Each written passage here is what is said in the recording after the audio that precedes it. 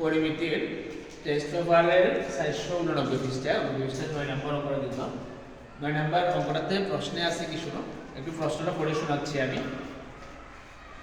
একটি সমবাহু ত্রিভুজের প্রত্যেক বাহু দৈর্ঘ্য 2 মিটার করে বাড়ালে ক্ষেত্রফল 7√3 বর্গমিটার বেড়ে যায়।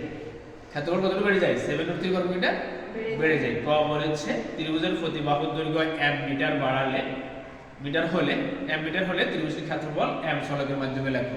তাহলে আমরা তো জানি ত্রিভুজ সমবাহু ত্রিভুজের ক্ষেত্রফলের সূত্র হচ্ছে √3/4a²। হ্যাঁ, তাহলে আমি এখানে m হলে বাহুর দৈর্ঘ্য যদি m হয় তাহলে সমবাহু ত্রিভুজের ক্ষেত্রফলের সূত্র হবে √3/4m² বর্গমিটার।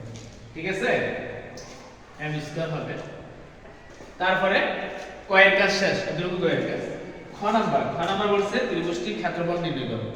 তো আমরা জানি সমবাহু ত্রিভুজের ক্ষেত্রফল √3/4a² বর্গ একক। ঠিক আছে, এই সূত্রটা আমাদেরকে মুখস্থ রাখতে হবে।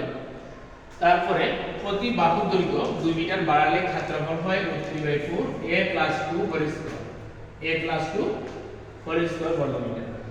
তাহলে প্রশ্নে এই ক্ষেত্রফল আর এই ক্ষেত্রফল দুটোর ক্ষেত্রফলের মধ্যে পার্থক্য হচ্ছে 7√3 বর্গমিটার বেড়ে যায়। 7√3 বর্গমিটার বেড়ে যায়। এখন আমরা তারপরে যে কাজটা করলাম √3/4টা কমন নিলাম, দুই জায়গা থেকে √3/4টা কমন নিলাম। তাহলে আমাদের এখানে থাকে a+2² মাইনাস এখানে থাকে a² ইকুয়াল 7√3। তারপরে যে কাজটা করলাম এখানে √3/4টাকে আমি পক্ষান্তর করে ফেললাম। কি করলাম পক্ষান্তর করলাম।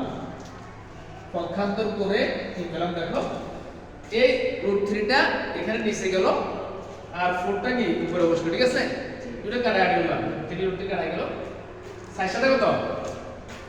4 8 এদিকে আমরা সূত্র লিখলাম x² + 2ab + b² এর সূত্র লিখলাম।